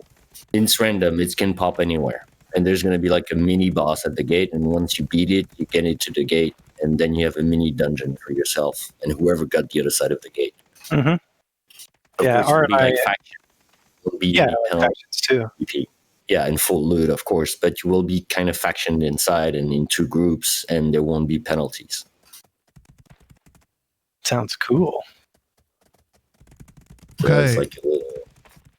So sorry, the next one is just about it's really a culmination of previous answers, but the new map, the combat updates, the murder system, all of that will really form part of when we launch.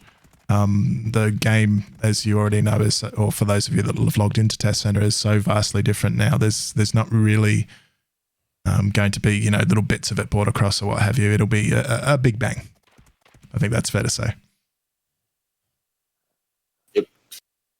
Oh, and yes, of course, we're all getting inspired by all the games we played before, and we're actually proud of that. Like, I will never be ashamed of saying I took that system from that game because I actually love that game, and I want to bring it to my game, to what I think is fun. Yeah, it's like, simple things like for those guys that you know it, the covetous key system. That was just a really simple thing I pulled out of EverQuest, for example. So, the little things like that we take our influence from. And yeah, no shame. It's not a new system. It's just it's something that's fun and interesting, and we want to bring it into our game as well.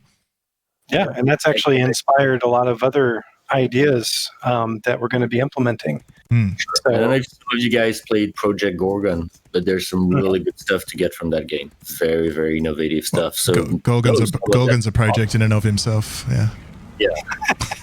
Gorgon. Yeah, Gorgon. O-N. Yeah. It's a good game, and there's like some really innovative ideas, and we're not going to be ashamed to just rip some of them because it's good. It's just showing that we love the game. Yeah. Oh, okay. So I'm going to read this one off my spreadsheet. So sorry about the frame rate, but we'll just have to deal with that. Greetings from Brazil. Awesome people of Legends of Oldham community, staff members. Thanks for the great effort you put on our beloved game. We love you so much. Thank you, guys. That's sweet. Could you please make paintings great in the game? That's really interesting. We were actually just talking about that 15 minutes before the stream. So I think the answer to that is yes. And that particular painting definitely has to be a thing. Yeah. It's already started. Yeah. Literally already started. Yeah. I'm that's a really big thing for me. One of my, the characters that I spent the most time back in the day was a fisherman, pulling up SOS and sea serpents and decorating my house with everything that was dropped. So yes, absolutely. Rares. There's nothing quite like fishing rares. Yeah. That's one thing that you're just going to see a lot of, like increased itemization as we have this new challenging content that we're making. It opens us up to put all these cool new items and rares and stuff behind all of it. So that's really important to us. Yeah. It's like if you were able to get a group dynamic enough that had great synergy and you were able to conquer this really difficult encounter, yeah, you deserve this. So you deserve a chance at it. A chance. Yeah, a chance. I think there's maybe a wider message there too, just beyond fishing, and I won't say a great deal about it, but there is a lot of stuff to come in the crafting space. A bunch of us are huge fans of crafting. I spent 99% of my UA career crafting, whether it was on my blacksmith or my fisherman or what have you. So, there's a lot of things to come in that space as well. The focus for the initial launch, maybe not so much, but lots to come. As you know, for those that have played the live server, you know that it's T2A based. So you've got exceptionals. We're definitely going to expand beyond that. We'll still have exceptionals. And we have some ideas we're talking about internally about it. But yeah, crafters are definitely going to have a much bigger importance in interactions with other players. So it won't just be, oh, I make stuff, put it on a vendor. You know, it'll be much more dynamic. Your interactions with other players will have more importance than just being basically a vendor. So whether it's PODs, other things, we're going to make sure that it's a very enriching experience to be a crafter.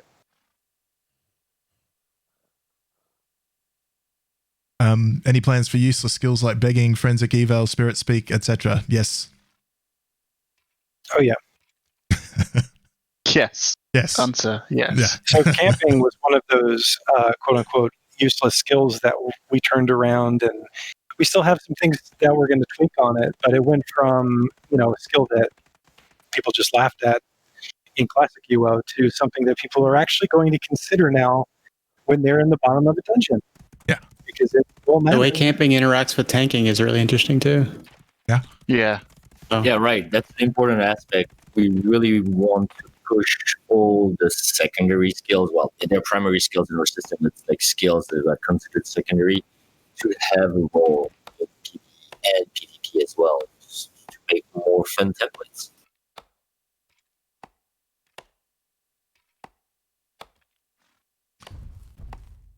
Okay. Sorry.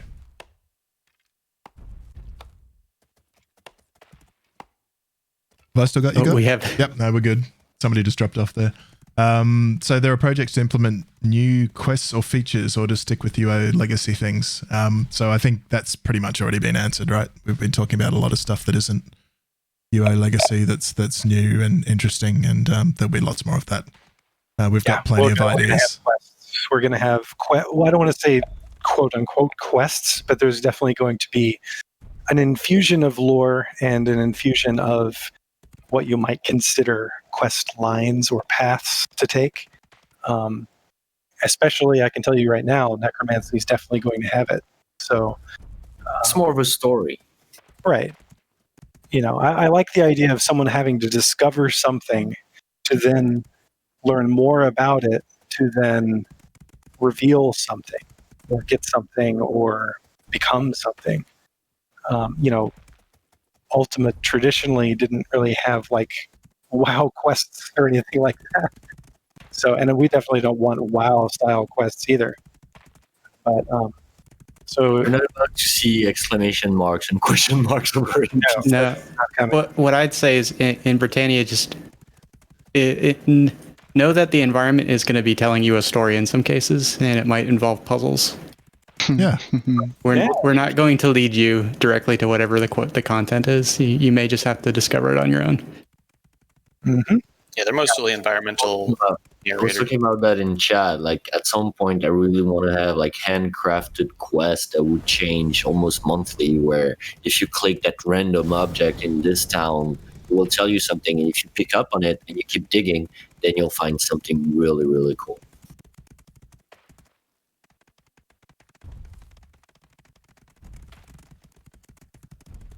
Okay. That's the kind of. Sorry, go ahead.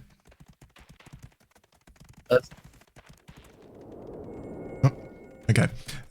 So the next one is, will there be any secondary skills associated with boats? Navigation comes to mind. Maybe the skill sorry, that's a bit small for my eyes. we already have drinking. What else do you need? Yeah. Rum. It sounds like an interesting idea. I don't think it's been considered at this time. Any plans or brainstorming in the works for boat love? Well, I think we just talked to that one. So yeah, it's kind of cool. I mean, I like the idea. I wonder how far down the rabbit hole we'll go with boats. It's going to be fun. Boat houses. Boathouses are. So I see some sort of taxation systems are in place and live at the moment. Do you plan on carrying and implementing more of these systems on the upcoming new map server? No. To make it. No. Yeah. That's a CS LoA thing. I don't think anybody on the team likes that concept. So, yeah. Your house is going to decay if you just don't go there. That's it. Yeah. IDOC Wars. Yes. And all right, so I'm just going to. That's the end of our queued questions. So I'm just going to jump over to the stream and see if. Whoa, geez. All right, we're tracking all right, aren't we? Yeah, we've got another 25 minutes or so, so we can probably get some of these out of the way. So the next one from Goldfinger Gom is: will pets be part of PvP?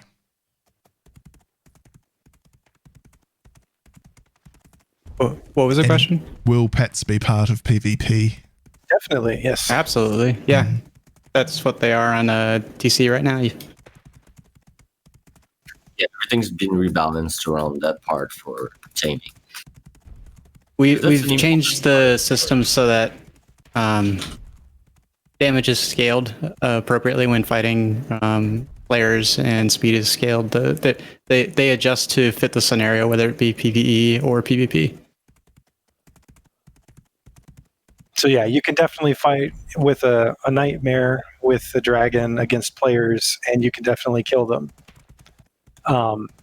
Their speed is going to be like UO. For those that played the live server many moons ago, you'll remember that we had some issues with pets being too fast and hitting too hard. And we went back to basics, and we went back to Ultima. And so what you should expect, and what's already on Test Center, is that you can definitely PvP with pets and expect it to be like an Ultima style. And you can also defend yourself with your pets. Mm-hmm. You can hold a spot, maybe a territory. Right, very important for factions and gamers and dungeons. Yes, factions. Oh wait, that's another stream, right? It's really cool. Next one from Kestrel. Yeah, all right. So can we dual wield a machete and a beer? The HOA called my wife this morning and said I can't do it here anymore. You can. The qualification for that will be no shirt, a kilt, knee-length leather boots, and a massive beard. Then you're good to go. And no shower. And dear.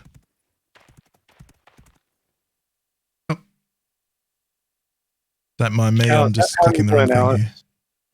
Are you doing okay? Yeah. Hey, I should let everybody know too. If I seem a bit off, that's because it's 5:36 a.m. where I am. I'll be going to sleep very shortly after this stream. We appreciate it. What red dies to a gatherer? A crap one, I guess. Next question. Will dungeons have special gatherings supplies to entice gatherers? I'm not going to answer that one, but if anybody else has got any input, otherwise we'll just. I would say TBD. TBD. Yeah, to be determined. That's an interesting concept. I like it. Next one. Anything to announce about factions from Ultima Warrior? I know that there was a lot of talk about a big overhaul last fall. We like them. We do. They are good. Yeah. We're actually actively talking about it right now internally. Fights, factions will be a very important part of PvP. I mean, to us, I guess I'm not overstretching when I'm saying that, is it should be your main PvP outlet is factions. Because that's the most structured one. But to the point of the question, we have not forgotten about factions. We are discussing it, and there will be cool faction content. Definitely. Very cool. Very cool. All right, the next one's from Annie. She just wanted to point out that Stimult needs a handler sometimes. I would say most of the time, but yeah. What do you mute? Correct. Mainly just needs the button. You can always tell. It's like, oh, he's starting to go off on a tangent. Nope.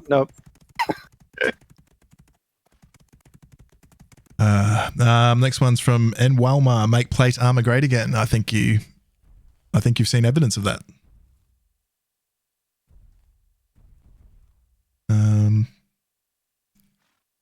All right, so yes, definitely. Plate armor is great again with tanks, especially. Plate armor is great again in all aspects of content, PvE and PvP. Right. Come and test it on the test center if you don't believe us. It really is. It's really strong. Which of course, tag teams up with making the crafting of said armor great again. So. Mm-hmm. Yep. It's all connected. It's that horizontal. Oh, don't. Or do we have a graphic? Can we bring the graphic up?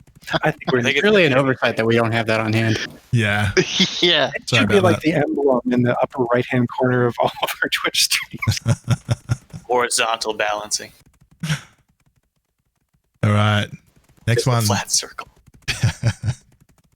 Next one from Johnny. Will there be IP locks on all dungeons, making sure players can't multi-box dungeons? Asking for a friend there, Johnny. TBD. Well, what I was saying is we still frown on using ghost cams and things like that. So if you're obviously doing something bad while multi-boxing, the GM could be taking care of that, as it's already doing. There's no system specific per se. That's TBD. I would just say, please don't make us get involved. We don't want to have to do that. And also know that you may think that you're getting away with stuff, but we have very, very good GMs. They will, if you're doing something wrong, we'll pretty much find you. Specific set of skills.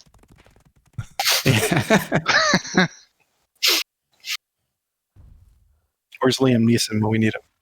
Yeah. How many treasure spots will there be?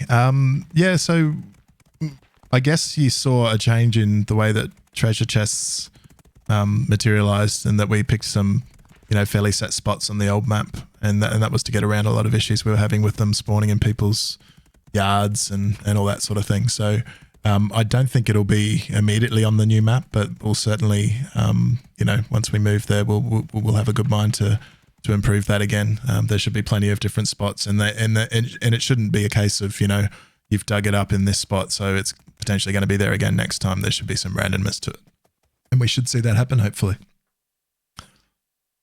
Anyone else got anything on that? Oh, sounds good. Yeah, moving to more of a dynamic system instead of runes that you can mark and just instantly go to, it kind of ruins the whole experience, at least in my mind. So, yeah it's a good change. Explorations is a big thing. What about what? Treasure maps? Oh, okay. So could you introduce mobs that do damage to GMs? Yeah, sure, but No. We'll do it tomorrow. Next one, marble houses out yet? Do we have marble houses? They're in the works. In the works. There we go. Actually working on those right now. Awesome. So our patrons can see a lot of that work that R does through our Discord, through his Discord streams. So if you are interested in that stuff, then check it out through the Patreon channels. I actively stream development. Yeah, so it's really a cool reason. If you're interested in the project and you want to support us, help us keep the lights on, we try to give you some additional benefits. Answering your questions on these Twitches is one. Live dev streaming of building in Unity is another in the Patreon streams. So, if you guys are inspired, you want to support us, we really appreciate it. Thanks. We also pretty regularly post images and video of work in progress stuff there as kind of preview. So that's also another nice thing that you can see in the Patreon channels. Yeah, usually the patrons will see it before everyone else, basically. But we always end up sharing things with the general community at a later point. All right, next one's from Castrol again. Are you still vulnerable to attack inside your house? Depends on the size of the house. Yeah. I think. If you're in a small house, I think you can still be hit. But if you're in a larger house, I don't think if you're in the center, you could be hit. You remember in UO, which house was it where you knew you just had the boundary if you stood right in the middle of your house? I remember that. That was fun. Yeah, it's one of those things where classic UO tells us, if we follow the UO Bible, if I can use that word, UO Bible. It tells us that yes, we must allow it in certain types of homes. But if we're not confined by UO. Exactly. So what's best for us is what's best. So you can't actively target. So on the other side, you can't actively target. Yeah, it's more like the AoE spells. If you were to like cast a meteor swarm on someone's door, are they close enough for the damage to apply to them? Or earthquake, things like that. Maybe. But to be determined, I think that's a good answer, right? Yeah. Okay. All right, so the next one is, when will TC be available again? Really, really soon. Probably tomorrow. Assuming we don't break it right now. Yeah. My family's going on vacation in Tahiti next year. Can we stay with you to save money? I think Nick said just bring a tent, right? Hit me up. Hit me up. How are you at sailing? or riding a magic carpet. Yeah. All right. Will I be able to place a house on Ice Island? Interesting. I don't have any thoughts on that. Anyone else? Necro? Yeah. Not right now. Okay. Cool.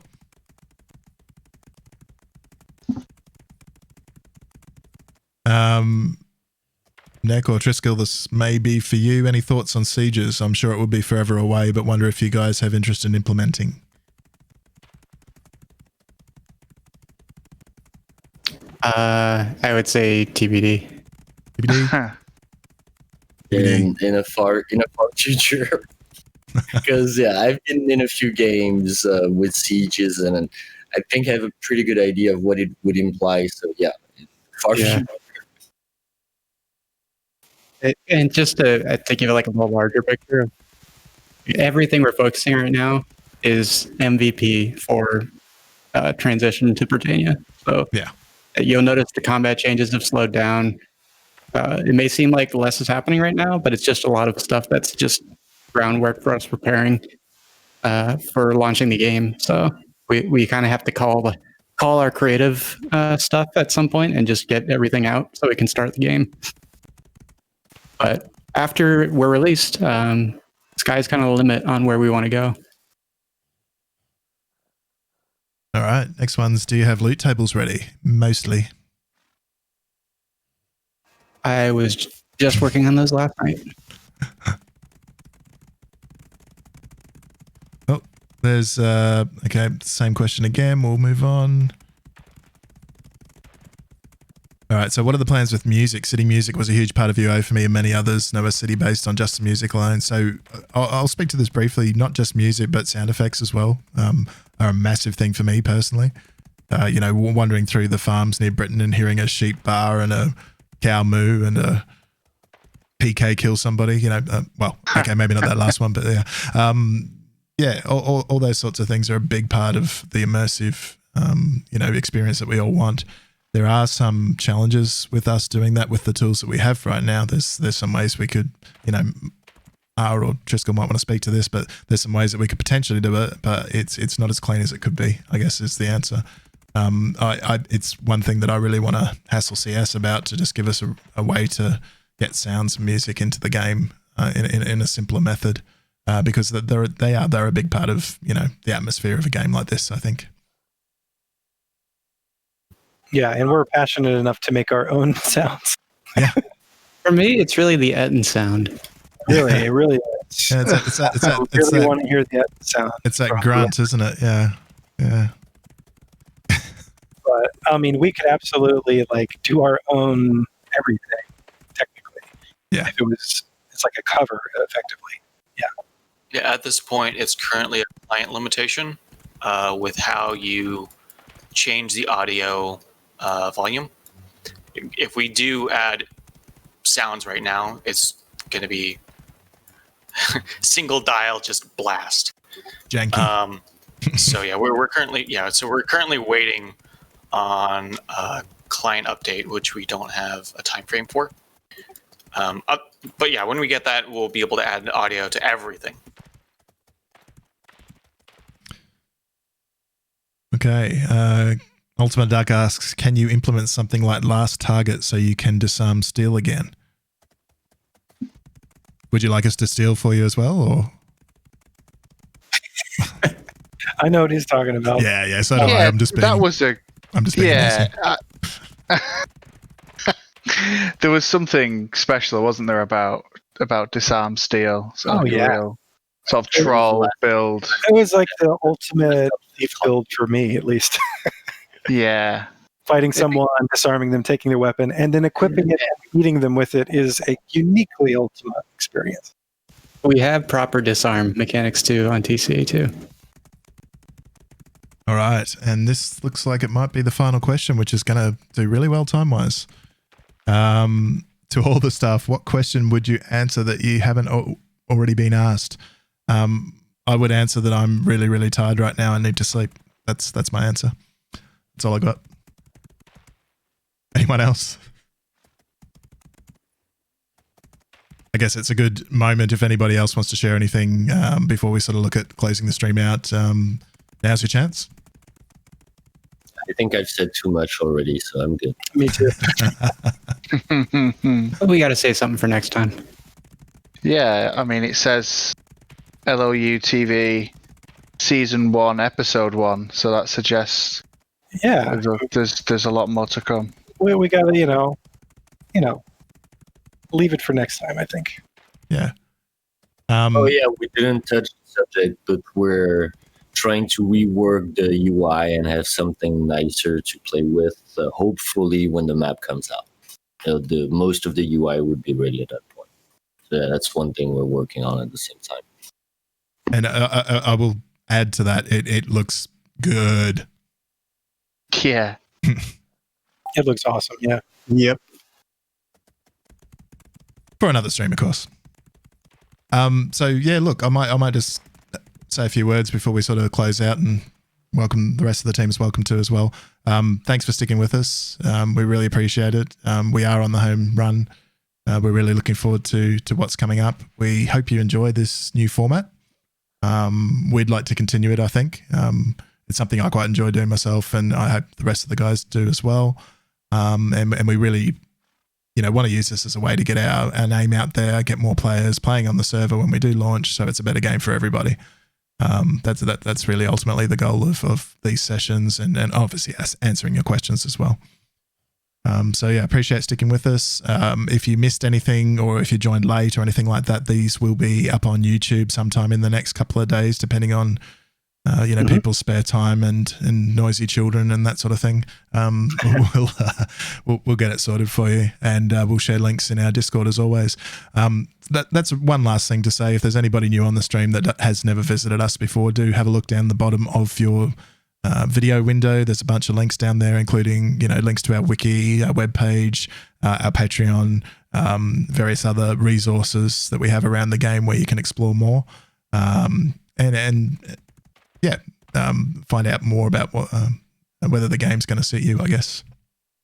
So yeah, thanks very much everybody for attending. We hope you enjoyed it. I will try and be a lot less tired for the next one, and potentially, intravenous coffee while I'm doing it or something. We'll see how we go. But thanks for bearing with us, and good night, good evening, good morning. Definitely good morning in my case. I think the sun's about to come up. So. Yeah, thanks a lot, everyone, for coming. It was thank you. Question. All right, everyone on the carpet. Close. Oh, hang on. Yep. We've got to float off into the sunset. Oh. Boats are to be determined. Hint, hint. Thanks, everybody. Thanks. Thanks, guys.